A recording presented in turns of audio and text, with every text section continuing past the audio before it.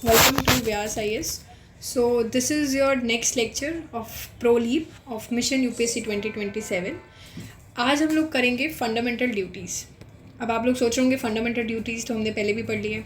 हाँ, हमने fundamental duties पहले भी कर ली है, बट एक क्वेश्चन जो आप लोगों के डायरेक्टली एग्ज़ाम में पूछा जा सकता है या फिर आपको पता होना चाहिए, वो क्वेश्चन हम आज करेंगे. जो क्वेश्चन है वो है why fundamental duties are not enforceable. कि क्यों फंडामेंटल ड्यूटीज़, हमने पढ़ा था ना, इन्फोर्सेबल नहीं है. जैसे फंडामेंटल राइट्स हर किसी को फॉलो करना है, हर किसी की फंडामेंटल राइट्स फॉलो होनी चाहिए, right. But fundamental duties enforceable नहीं है. क्यों नहीं है, उसके रीजंस हम करेंगे. सो fundamental duties which is enshrined in Part 4A, Article 51A of the Indian Constitutions are not legally enforceable because of the following reasons. Legally हम इन्फोर्स नहीं करते हैं, उसके रीजंस क्या हैं वो हम पढ़ेंगे. पहला है कि जिस तरीके की ड्यूटीज़, जिस तरीके की फंडामेंटल ड्यूटीज़ है, उनका जो नेचर है वो नेचर ही इस तरीके से है कि हम उसको लीगली बाइंडिंग नहीं बना सकते हर एक सिटीजन्स पे. कैसे? जैसे फंडामेंटल ड्यूटीज़ आपको पता है मॉरल और ethical obligations which is aimed at fostering a sense of responsibility among citizens. की जो हमारी फंडामेंटल ड्यूटीज़ है वो इस तरीके की है कि वो एक सेंस ऑफ रिस्पॉन्सिबिलिटी लाना चाहते हैं सिटीजन्स में, ना कि एक लीगल बाइंडिंग लाना चाहता है. ठीक है, these are just general guidelines की इस तरीके से हर एक सिटीजन्स को बिहेव करना चाहिए, rather than we are imposing a certain legal obligations. So they are intended to guide behavior rather than impose legal obligations. ठीक है, समझ आई बात. सेकेंड पॉइंट हमारे पास आता है नॉन जस्टिसेबिलिटी, जिसका मतलब ये है कि अगर हम फंडामेंटल राइट्स के साथ साथ फंडामेंटल ड्यूटीज़ भी लोगों पे इम्पोज करवाएंगे, सिटीजन्स पे इम्पोज कराएंगे, तो कहीं ना कहीं वो जस्टिस नहीं देगा. क्यों? क्योंकि वो चीज़ इस तरीके से बनाई गई है ना कि यार वो सिर्फ एक रिस्पॉन्सिबिलिटी लाने के लिए, लोगों के अंदर अवेयरनेस लाने के लिए. ठीक है, हम डायरेक्टली कोई लॉ इन्फोर्स नहीं कर सकते उसको, या कोई लीगल रेमेडीज़ हम उसके लिए नहीं ला सकते. So unlike fundamental rights which are enforceable through courts, fundamental duties are non-justiciable, meaning they cannot be directly enforced by law or through legal remedies, right? Then we have purpose of inclusion.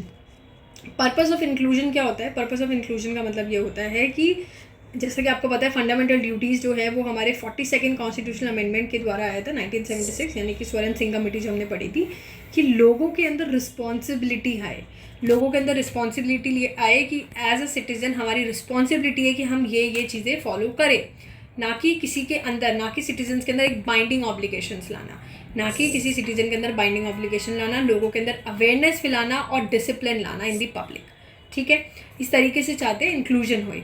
ठीक है, practicality and ambiguity किस तरीके से कि देखो practically हम ऐसे बोले कि फंडामेंटल ड्यूटीज़ इन्फोर्सेबल हुई तो वो प्रैक्टिकली भी पॉसिबल नहीं है और कहीं ना कहीं एम्बिगियस होगा. किस तरीके से? कुछ ड्यूटीज़ इतनी ब्रॉड और सब्जेक्टिव है नेचर पे कि सब्जेक्टिव है ना, मतलब हर एक बंदे के हिसाब से चलती है वो, मेकिंग इन्फोर्समेंट इम्प्रैक्टिकल. जैसे कि the uphold and protect the sovereignty, unity and integrity of India. So कहीं ना कहीं वायलेशंस यहाँ पे अगर हम कोई वायलेट भी करता है, देश की सोवरेनिटी, यूनिटी को वायलेट भी कर रहा है, तो उस पर हम लोग वायलेशंस को लगाना, इम्पोज करना कि यार किस, अब वायलेशन तो ऐसे भी हो सकता है कोई रोड पे कूड़ा फेंक रहा है, वो भी एक तरीके से गलत चीज़ है, कोई किसी का मर्डर कर रहा है, वो भी गलत चीज़ है. तो कहीं ना कहीं वायलेशंस को डिफाइन करना बहुत कॉम्प्लेक्स हो सकता है. To strive for excellence in all spheres, जैसे कि आपने पढ़ा है कि एक फंडामेंटल ड्यूटी है कि एक्सीलेंस होना है हर स्फेयर्स में. अब हर किसी को हर स्पेयर्स में एक्सीलेंस होना ऐसा ज़रूरी तो नहीं है हर कोई हर चीज़ में एक्सपर्ट होए, तो उस ऑब्जेक्टिविटी को मेजर करना डिफ़िकल्ट है, right. No specific legal framework, कोई स्पेसिफिक लीगल फ्रेमवर्क भी नहीं है कि भाई हम बोले कि हाँ कोर्ट ने भी कहा है फंडामेंटल ड्यूटीज़ फॉलो करनी है. So the constitution does not prescribe penalties और मैकेनिज्म. कोई भी कोर्ट ने ऐसे पेनल्टीज़ या मैकेनिज्म नहीं बनाए कि अगर आप फंडामेंटल ड्यूटीज़ फॉलो नहीं करेंगे तो आपके ऊपर ये केस या कुछ समथिंग होगा या पेनल्टी लगेगी. Thus this serve as a guideline rather than enforceable law. इसलिए हम कहते हैं कि गाइडलाइन की तरह है, ना कि एक इन्फोर्सेबल लॉ है. ठीक है. डेमोक्रेटिक स्पिरिट मतलब यही है कि एक डेमोक्रेसी के अंदर citizens are expected to voluntary adhere to these duties out of moral obligations and not out of fear of punishment.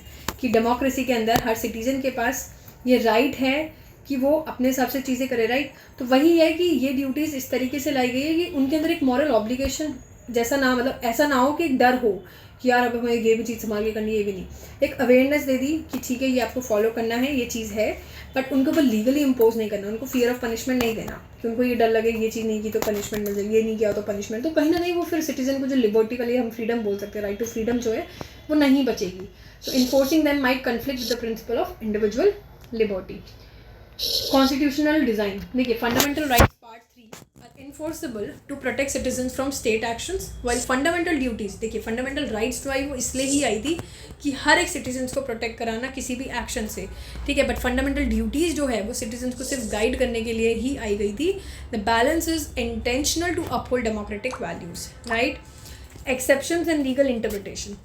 Exceptions and legal interpretation की अगर हम बात करें तो वो ये कह रहा है कि जो फंडामेंटल ड्यूटीज़ है वो ऑफकोर्स ये बात है नॉट इन्फोर्सेबल है, but parliament and state legislator कई बार उन्हीं फंडामेंटल ड्यूटीज़ को लेके ही लॉज बना देते हैं. जैसे कि हम देखते हैं पहला एनवायरमेंटल प्रोटेक्शन, जिसमें कि आर्टिकल 51AG, जिसमें हमारी ड्यूटी है टू प्रोटेक्ट द इन्वायरमेंट, कि हमें अपने इन्वायरमेंट को प्रोटेक्ट करना चाहिए, ऐसा हमने फंडामेंटल ड्यूटी पढ़ी है.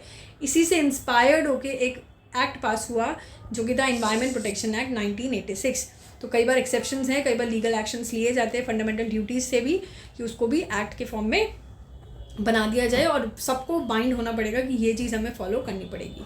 सेकेंड एग्जाम्पल, जैसे हमने पढ़ा है fundamental duty respect for national flag and anthem. तो प्रिवेंशन ऑफ इंसल्ट, अगर कोई भी इंसल्ट करता है हमारे नेशनल ऑनर एक्ट 19, अगर कोई भी इंसल्ट कर रहा है नेशन की, तो वो नेशनल ऑनर एक्ट 1971 के अंदर उसको कहीं ना कहीं वो हमारे पास एक लॉ है इस तरीके की जिसमें हम उसको बोल सकते हैं वायलेशन हुआ है, enforce the aspect of Article 51AA. ठीक है. So fundamental duties are a moral compass for citizens and their enforceability largely depends on supporting legislation and judicial interpretation. ठीक है. एक तो क्वेश्चन ये था. दूसरी चीज़ आपको पता है कि हमने सेक्युलरिज्म के बारे में पढ़ा था, जिसमें हमने देखा था कि किस तरीके से स्टेट को रिलीजन से सेपरेट होना चाहिए. ठीक है, हमने काफ़ी डिटेल में पढ़ी थी ये चीज़. अब रिसेंटली एक न्यूज़पेपर में आया है, मैं आपको दिखा देती हूँ. हाँ, ये एक न्यूज़ आई थी कि India among 25 Nations with high religious restrictions.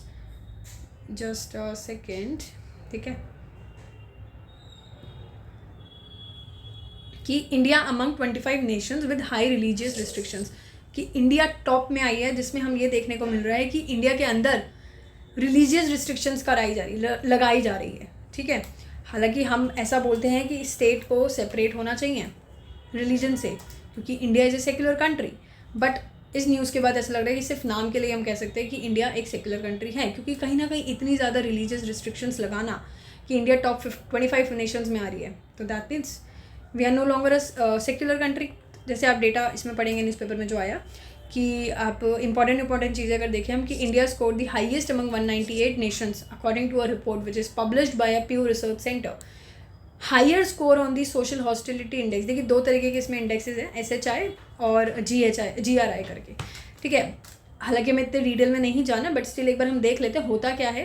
कि कोई भी ऐसी कंट्री जिसका SHI स्कोर यानी कि सोशल हॉस्टिलिटीज़ इंडेक्स अगर ज़्यादा है, सोशल हॉस्टिलिटीज़ इंडेक्स अगर ज़्यादा है, इसका मतलब ये है कि एक ऐसी कंट्री जहाँ पे religion related violence, religion related harassment, mob violence, terrorism, militant activity और कोई भी कन्फ्लिक्ट जो हो रहा है रिलीजियस कन्वर्जन को लेके या रिलीजियस सिंबल को यूज़ करने को लेके वो ज़्यादा हो.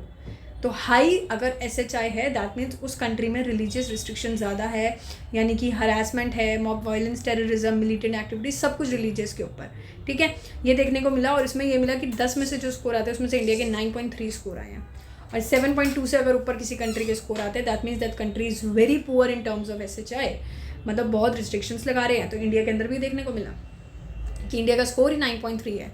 ठीक है. And along with this GRI की अगर मैं बात करूँ तो GRI क्या मेजर करता है कि क्या लॉज एंड पॉलिसीज़ एंड क्या एक्शंस लगाए जा रहे हैं कि रिलीजियस बिलीव्स को और प्रैक्टिसेस को लिमिट किया जाए, जैसे कि कुछ बैन करके या कुछ प्रैक्टिसेस को बिलीव करके, इन चीज़ों में. तो इंडिया का इसमें भी स्कोर ज़्यादा देखने को मिला, 6.4 मिला आउट ऑफ 10. तो कहीं ना कहीं इंडिया उस तरीके की कंट्री बन रही है जहाँ पर रिलीजियस रिस्ट्रिक्शंस बहुत ज़्यादा लग रही है. गवर्नमेंट इंटरफेरेंस की भी अगर हम बात करें, government interference in worship was also wide spread in 2020-22, और इवन ये रिपोर्ट किया गया है इन 170 कंट्रीज़ एंड 86% टेरिटरीज़ में ये देखने को मिला है. ठीक है. इसके बाद अगर हम बात करें तो ठीक है, harassment by government, a broad measure encompassing verbal and physical pressure by authorities on religious group.